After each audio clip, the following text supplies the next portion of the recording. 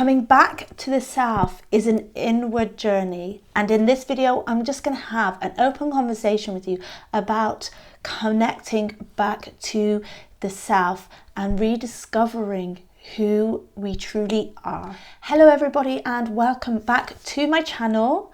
If you are new around here, my name is Christina and I help empower people on their spiritual and healing journeys so they can have a more fulfilling and purposeful driven life. If you haven't done already, please do hit that subscribe button because it's my mission to share my message to as many people as possible. So with that being said, let's dive in. So discovering who we truly are as the divine essence is coming back to the self. And we kind of all know that we have that within us, that we all have to go within to discover what it is we want in life, what it is that we need in order to become more authentic, what it is to find the answers.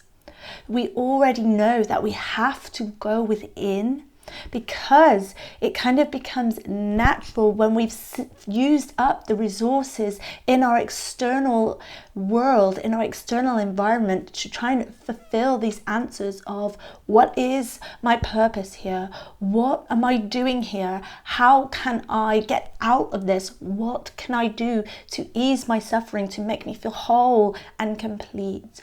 And when we've used up those resources outside of ourselves, the only direction to go is within. And this is where you can find people often choose to go and discover themselves or find who they truly are by going on some kind of a journey. They find that they need to discover who they are by going outward instead of inward because they struggle to sit and be with themselves.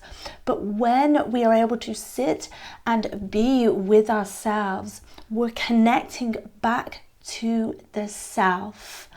And because when we've used all those external resources outside of ourselves, we begin to release the resistance. We know that in order to discover who we truly are and connect to our divine essence, we have to let go. We have to let go of everything we thought we had to be in this world in order to survive and in order to feel some kind of expectation in society. So when we release all of that resistance, we're finding it easier to actually see ourselves and go within, because rediscovering ourselves is about actually connecting back to who you are as the divine consciousness that we all are. And this means going inwards and realizing that everything that you need is within. We already instinctively know this. So why do we constantly seek external validation, external things to make us feel like we are enough?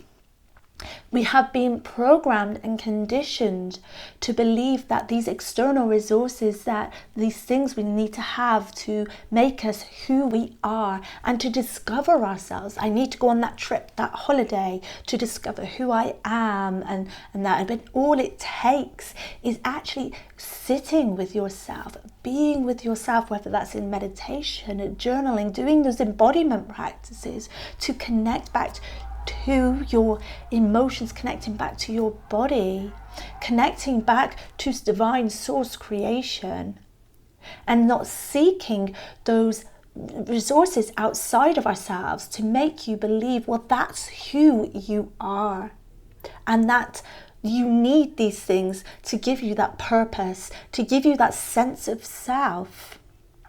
So we have been conditioned and programmed with all of these ideas, these illusions that we must seek outside of ourselves in order to feel accepted in society, in order to make us feel like we are enough, because sometimes it can be a trauma response. And the more resistance we do create, when we are on this self-healing or this just coming back to the self journey, the more we are in dis-ease or disharmony with who we really are, because our divine essence, our consciousness is almost trying to be welcomed back.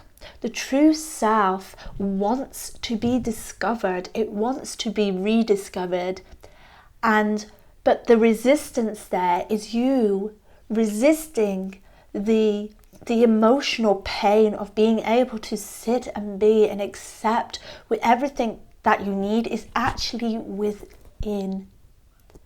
And so then when we begin to go inward, we begin to discover that the true self was present all along, and that we come back home to ourselves, and that we release any pain that we're holding on to. We release that suffering, that torment that we hold on to, because we're now able to finally bring it all back to ourselves. We begin to unlearn those behavior patterns that may have been passed down through generational trauma, through your ancestors, and we begin to unbecome something. It's never really about becoming your true self or becoming more authentic, becoming the best version of yourself. It's an unbecoming.